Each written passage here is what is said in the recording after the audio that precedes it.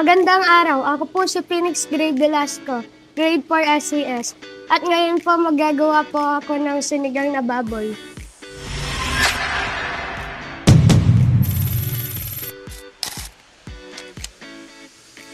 Unang hakbang, ihanda ang mga sangkap. Ang mga sangkap ay mantika, bawang, sibuyas, kamatis, karning baboy, patis, siling sigang, kangkong, okra, labanos, gabi, sinigang mix, hugas, bigas, tubig.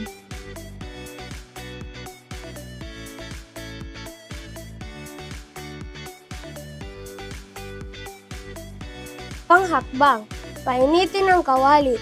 Kapag mainit na, igisa ang bawang, sibuyas at kamatis.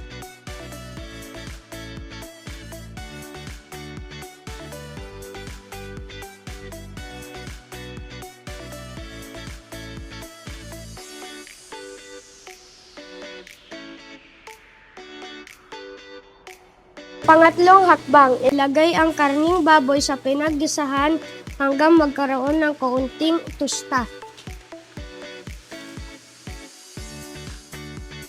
Pang-apat na hakbang, lagyan ng tubig o hugas bigas.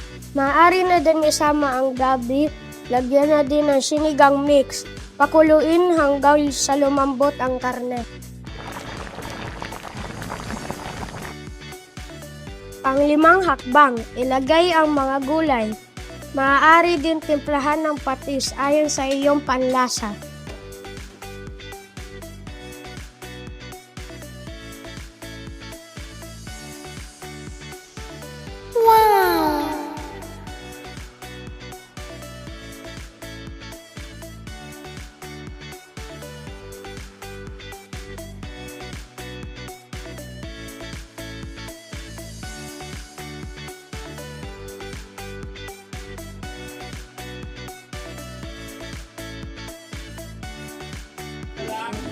Pang-anim na hakbang, ihanda ang bagong lutong kanin at maaari ng kainin ng masarap na sinigang na baboy.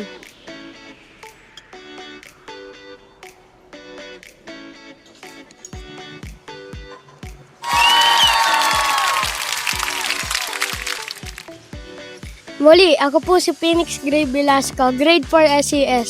Salamat po.